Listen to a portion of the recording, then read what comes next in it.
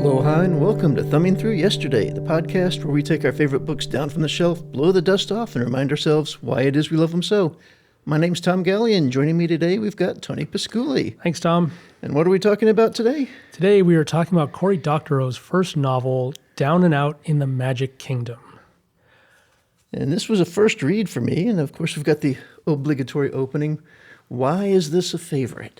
Oh man, it is a favorite because this is a very technical novel. And it's very much a novel of its time. It was written in 2003, and you can tell it was written post-internet, pre-smartphone, and that just resonates throughout the book. Even though it's set technically in the future, it is a future without smartphones. So it is both, at the time I first read it, wildly futuristic, and today wildly anachronistic and sort of nostalgic. And it's just a fun read, and it's super good. It's super good tech, and it's an alternate. It's a universe with an alternate. It's a sort of a post-capitalist society like Star Trek, but in Star Trek you never find out what the actual substitute for money is. You know, there's always a currency in any society. There's a currency. People have to have something to trade for something, or unless it's strict totalitarianism. So in our current society, it's mostly money. But Doctorow envisions a society where everybody has everything they need, and you get more than what you need by accumulating wuffy, which is sort of a paean to the attention economy, which is all the talk in Wired magazine at the time, at the turn of the century.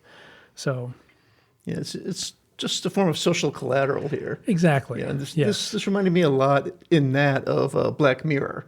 I don't know if you've watched I've seen those. that episode. Yeah, so everything was just about that social collateral. It's about how much people liked you. And that was literally it. That was the standard. If you haven't seen, have you seen Community? Yes. Okay, the Meow Meow Beans episode, I think, takes on that same thing in a better and funnier and sharper way. But yeah.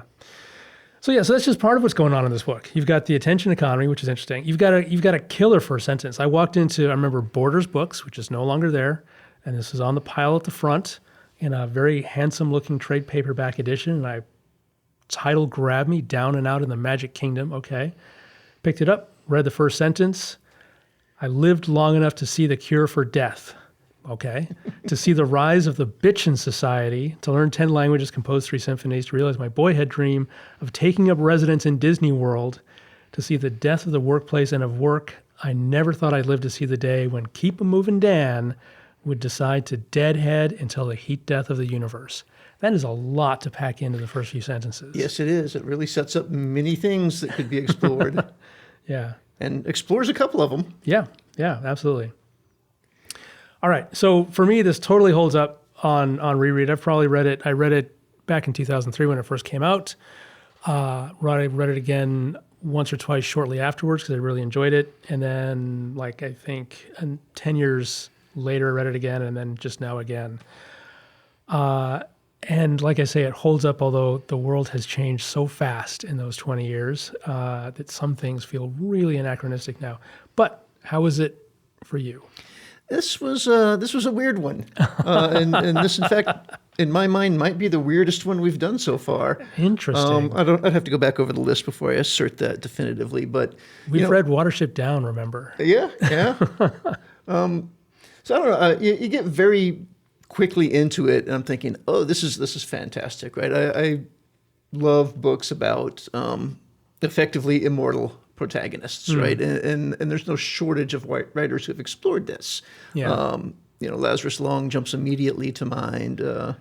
Louis Wu in Ringworld. Yeah. There's again the list just doesn't stop.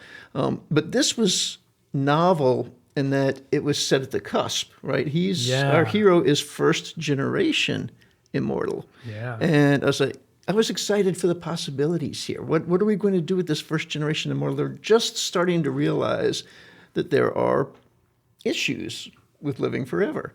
And I'm not going to lie, I was kind of disappointed that we ended up spending the whole thing in one ride of one amusement park. I was definitely expecting something more about the society and the world. And although we do find out a lot about the society and the world, the plot, the actual action of it is on such a small scale that I never really recovered from that disappointment. That's interesting, because that's one of the things I like about this book, is that the stakes are very small and very personal. No one's trying to save the world. I mean, whenever you have a save the world plot, it's really becomes contrived to have your everyman character somehow at the center of all the action. True. So I like that you get just glimpses of this new society and this new world and technology only as it impacts the plot itself. And everything else is just kind of like, well, we're not going there. Yeah, so it's there. I've thought about it, but it's just like doesn't impact on the plot. So I think that's pretty artfully done. Now the problem I have with this book is that the main character is an asshole. That's another, and I mean, early on he's fine, and then he gets murdered, and from that moment on, as you say, he's an asshole. He is thoroughly unlikable and approaches irredeemable. Yeah. And there's a reason for it. But the fact that there's a reason for it doesn't make it more palatable, and we don't, until the very end, we don't see any, I don't feel any sympathy for him. Right? I feel very, very little sympathy for him. He is almost entirely a victim of his own comeuppances. Yes. Yeah, I tend to think on reread that he was a latent asshole all along and just had it brought out under stress. He doesn't seem like a great guy to begin with. He's pretty selfish, I think, from the get-go. And it doesn't matter because everybody has everything they want anyway, so how much damage can you do? But he's like, so I don't know. I don't think getting murdered is what turns him into an asshole. Yeah. It's his justification for letting his asshole flag fly. Yeah.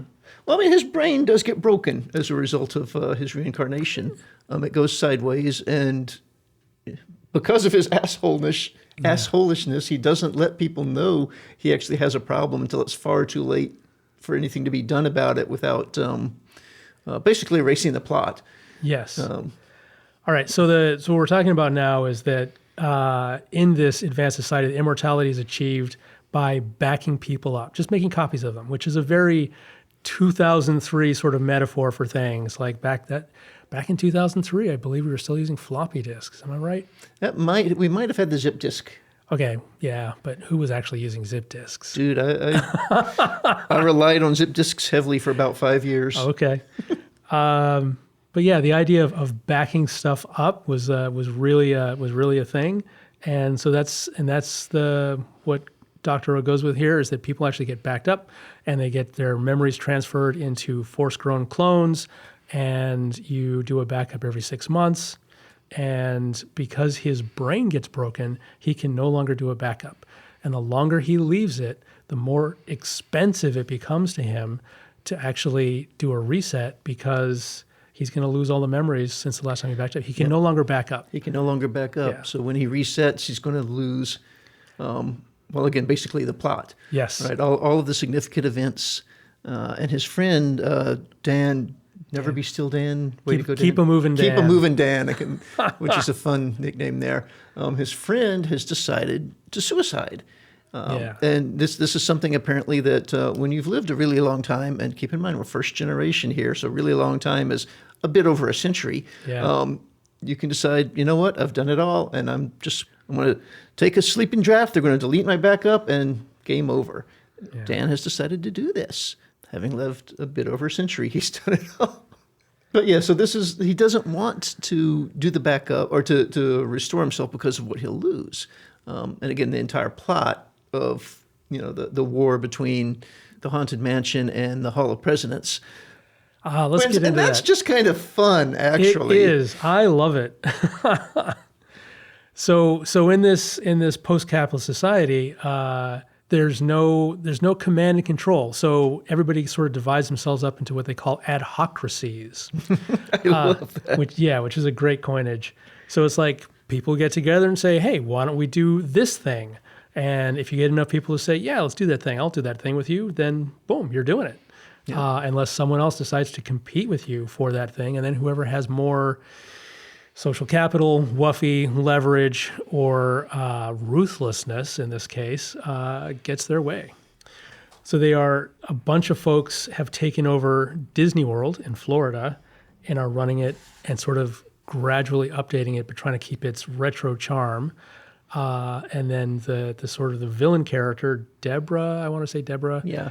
Deborah comes along and reimagines the Hall of the Presidents, which is sort of an animatronic, clunky ass thing, as as basically a neural download. They call it flash baking, where you just like get the lives of the presidents like zapped into your brain in a nanosecond, but you experience it just sort of gradually unpacks from there. It's a very intense experience, but it has nothing to do with animatronics anymore. It has nothing to do with original Disney World anymore. And what's our main character's name? One of these days I'm going to think to write down the character names before we start talking, because for the life of me, I can't think of it at the moment. Because it's narrated in the first person. I know people refer to him. In any case, I took lots and lots of notes on this book, and then somehow they didn't transfer to my iPad, and I'm just like adrift. But our main character, the asshole, we'll call him that, is very much a traditionalist. And so his big project is the Haunted Mansion, but Deborah has her eyes on the Haunted Mansion and wants to turn it into something more like the does she? Does she or doesn't? Oh, or maybe he's just paranoid. But murder will do that to you. Yeah, indeed. But it is fun, the fact that they have kept these attractions going in their original state. The Hall of Presidents still has the animatronics that the original team of Imagineers developed for it. The Haunted Mansion, they're still using the same illusions, that were so state of the art. And I don't know when that thing was built. When was that? Early 1900s. Good question, because this takes place in Disney World and not in Disneyland, which is strange to me. That if you're going to write a novel and the appeal is the sort of retro character of the Magic Kingdom, why are you doing the ersatz, East Coast Magic Kingdom that sprung up after the fact, and not Walt's original Magic Kingdom in Anaheim? Well, this is the adhocracy he was able to weasel his way into. Yeah, and his way in was his not wife, was she just girlfriend? Girlfriend. Yeah. Whose parents did not like him. Because he's an asshole. But fortunately, the parents decided to deadhead for a while. So his girlfriend was his in to this adhocracy. Yeah. And then hijinks commence, right? Yeah. But yeah, you're right. He gets murdered. This group comes along, this small group from overseas comes along. They have just done some fantastic things in Disney Japan, Disney China. One of those, yeah. And they're bringing this new technology back, this flash baking technology back, and replacing the whole concept of the ride with these direct downloads.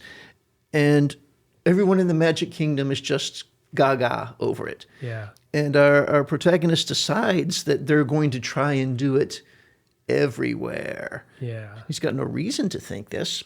And then he's murdered, and then he decides it was them. Yeah. Well, I mean, spoiler, it was them.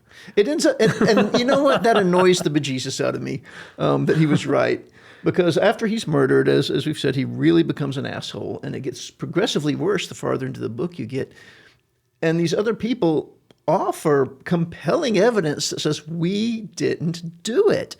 And yet he refuses to accept it and basically launches a one-man crusade and does the stupidest things he can possibly do, manages to get himself thrown out of his adhocracy. And his relationship. And his friendship almost, yeah. Yeah, only to manage to find out that, yes, they were right. Yeah. They actually did it. But that was so sneaky. Yeah. Deborah comes up with the plan, which I'm convinced she didn't have the plan until he started mouthing off. I think that he actually was the architect of his own demise there. But she comes up with the plan. She has herself backed up. Yeah. Then she goes out and hires his friend to commit the murder, to do all these things, and then she has herself restored. So she can honestly say, when interrogated later, with a clear conscience, I didn't do this. I had no part in this. Yeah, yeah. Because as far as she knows, she didn't, which is pretty frickin' evil. Yeah. And this quick sidebar here, he talks about the fact that people will transfer rather than suffering through a cold. Mm-hmm. how quick and easy is it to get a clone? Is there no backlog for clones? Is there no wait time for clones? Apparently, it's pretty easy. Now, he says that most people do a backup every 6 months, but he does, well, if you've got your backup standing by, your clone standing by, then you could just restore from backup anytime you want. So if you're not having a cold every day, that's not as much of an issue. But he decides to back up every day at some point because he doesn't want to lose progress on the mansion. They're doing this thing until his brain goes haywire and he can't anymore. Yeah, that bothered me a little bit. It's like one of those unanswered Star Trek questions, why can't everybody replicate, a mansion? Why, et cetera? So I think he's got a good point in his resistance against Deborah and the flashbacking technology is that you don't even have to visit Disney World to do that. You could sit at home and you could download that shit over the net. Yep. You could get that same identical experience because it's just being zapped into your brain. So why even go? What makes Disney World special at that point? So I'm a fan of Shakespeare's Globe in London, restored very much in the style of the original, as far as we know, all made with like original construction techniques and no steel nails, and putting on plays. Well, they used to put on plays very much the way that Shakespeare would put them on, and that's great. And that Shakespeare's been dead for 400 years. So do we need that? Can we move on? Sure, we have moved on. We've got television, we've got movies, we've got VR. But it's still nice to have this old stuff hanging around, even if it's a fringe interest. Not everything has to be updated. So, and that's what Disney, in this book, was, at least what the Adhocracies had originally intended it to be. Yeah. And thus a source of conflict. And then Girlfriend's parents come out of cold storage, and they're on the wrong side. Yeah. They're on the side of the evil technicians. They want to destroy the haunted mansion and turn it into the same sort of neural interface thing. They're talking about doing a hybridization of it. So I have one of my favorite moments in this, right before things really go off the deep end for our protagonist, is that because his brain is broken, along with the ability to back up, he loses his heads-up display. Everyone's got a heads-up display where you can check other people's social capital and where you can send instant messages to each other. Mm-hmm. And he catches, because he's been offline for so long and he's intermittently popping back on, but it's very unreliable, he catches his best friend and his girlfriend exchanging sexy instant messages in the open because they don't expect that he can read them. And he catches that exchange, and it's just devastating for him. And it's just, that is a wonderful, really poignant moment. And then he reacts very, very badly to it, of course. Nobody reacts well to anything in this. And that, well, again, this whole thing is new. Another one of the things that struck me as odd is people are either over a century or they're teenagers. Yeah. We don't meet any, I don't even know what to call them, but we don't meet any new adults in this. Yeah. We've got this man who's over 100. The girlfriend is... She's like 19, yeah. right? Yeah. They bring a bunch of new Imagineers in that are supposed to help shore up their side of things, which works out poorly. But Yes. they're all teenagers. Yes. And because they're all teenagers, they all defect to the new, shiny, high-tech side.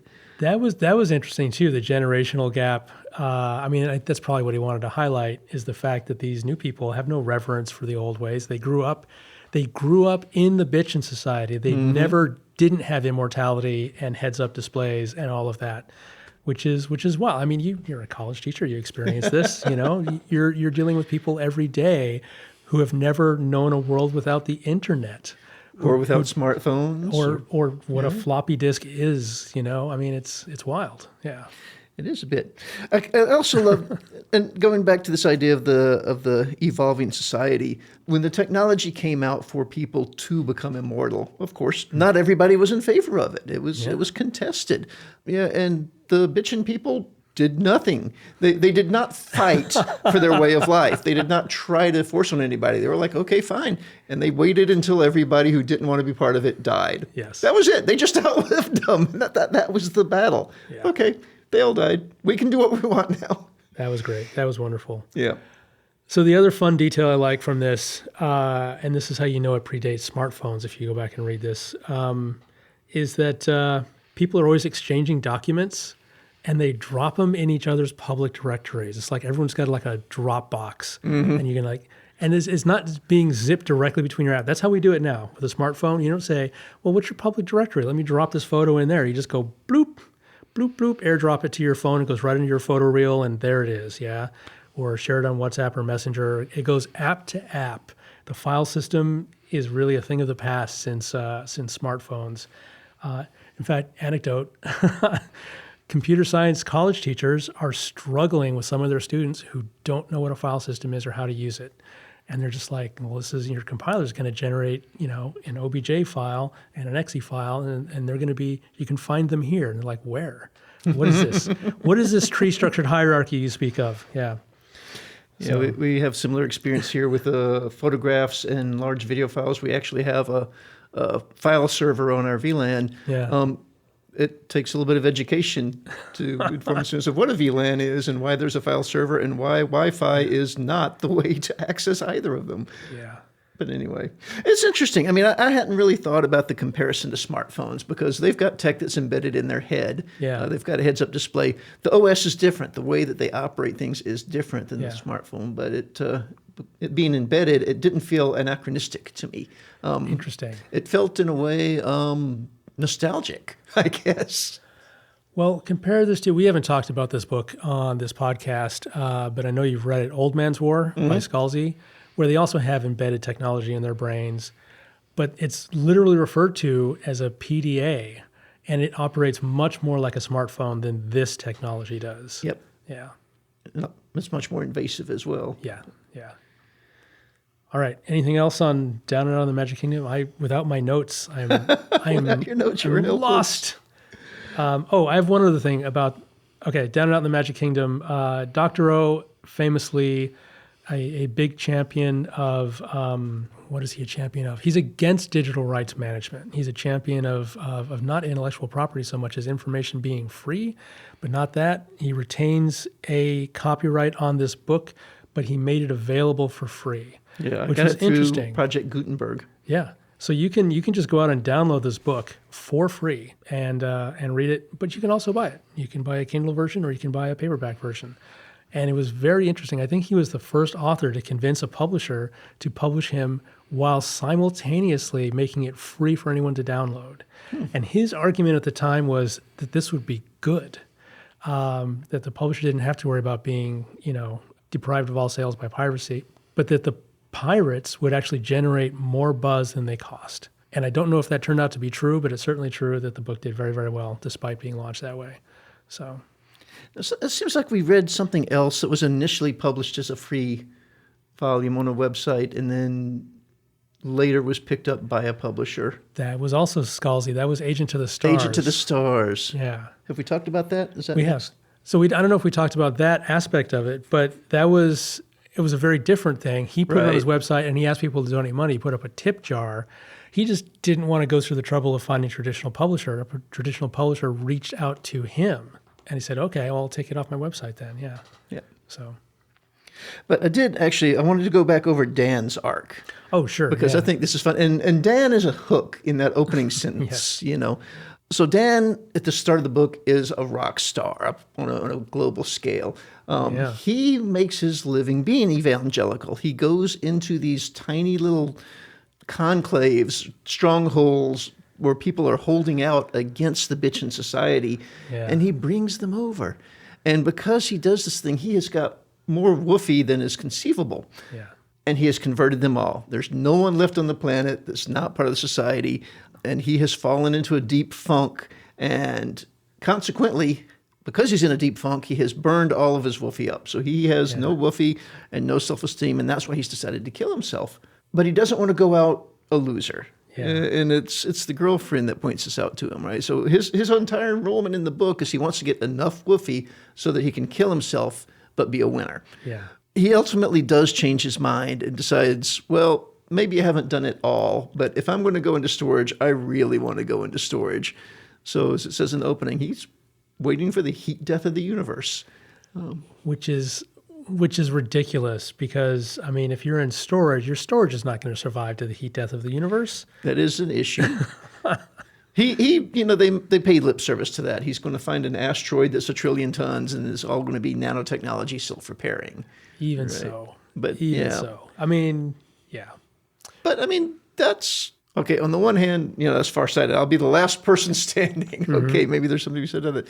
One would think there might be notable events between now and the end of time. One would think. Yeah. One would hope. I mean, whatever succeeds the bitchin' society for one. Total upload, everybody living in the cloud. Yeah. Singularity, Yeah. cyberpunk. Multiple singularities. I mean, we talk about the singularity like there's one, but I think there's such a disconnect between the bitchin' society and what precedes it that you can think of that as a singularity. Also, that's another thing. There's no AI in this. That's true. There's no AI. Yeah. I mean, it's still people doing the thinking and the designing, and there's still a place for paper in the bitchin' society. Yeah. Not much of one, but people do have printers. They have to print stuff out for our asshole protagonist because he doesn't have his heads-up display anymore. Yep. But they have that capability still. I wish we had gotten to spend just a little more time on Tom Sawyer's Island, because of all the Disney attractions, that's easily one of my 3 favorites. Yes. And they mention it. Yeah. It exists. There you have it. Down and out in the Magic Kingdom. Yeah. Download it. Download it for free. Yeah, Project Gutenberg's got it. Yep. Probably other places as well. Yeah. All right. All right. What's next? Next, we're going to go back to John Stakely and pick up the other book of vampires. Outstanding. And we will see you in 2 weeks. See you in 2 weeks.